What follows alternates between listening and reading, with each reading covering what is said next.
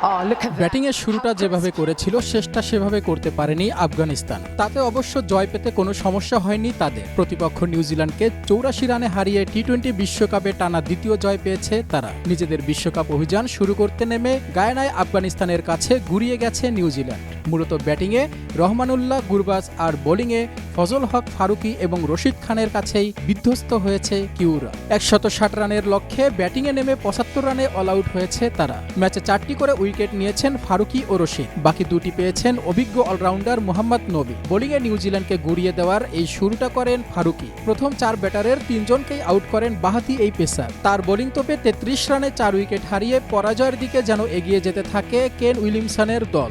নিজেও 9 রানের বেশি করতে পারেননি কিউই অধিনায়ক। আফগানিস্তানের জয়ের বাকি কাজটুকু সারেন রশিদ ও নবী। নবম ওভারে মাত্র 2 বলে মার্ক চ্যাপম্যান ও মাইকেল ব্রেসওয়েলকে পরপর ফিরিয়ে হ্যাট্রিকের সুযোগ পাওয়া রশিদ কিউইদের ম্যাচ থেকেই ছিটকে দেন। হ্যাট্রিক করতে না পারলেও পরে আরও 2টি উইকেট নিয়ে নিউজিল্যান্ডকে 75 রানে থামিয়ে দেন তিনি। মাঝে 16 রানে 2 উইকেট নেওয়া নবীর শিকার মিশেল স্যাটনার আর গ্লেন ফিলিপস 4 উইকেট করে নিতে 17 রান খরচ করেছেন রশিদ ফারুকী। নিউজিল্যান্ডের হয়ে ফিলিপস ও হেনরি দুজন ব্যাটার 2 অঙ্কের ঘর স্পর্শ করতে পেরেছেন। প্রতিপক্ষের টপ অর্ডারকে শুরুতে ধসিয়ে দেওয়ার কারণে পরে ম্যাচ সেরার স্বীকৃতি পেয়েছেন ফারুকী। কিউদের 75 রানের বিধ্বস্ত করে সুপার 8-এর পথটাও মসৃণ করেছে আফগানিস্তান। 4 পয়েন্ট নিয়ে শীর্ষে অবস্থান করছে আফগানরা। এর আগে টসে হেরে ব্যাটিংয়ে নেমে দুর্দান্ত শুরু করে আফগানিস্তান।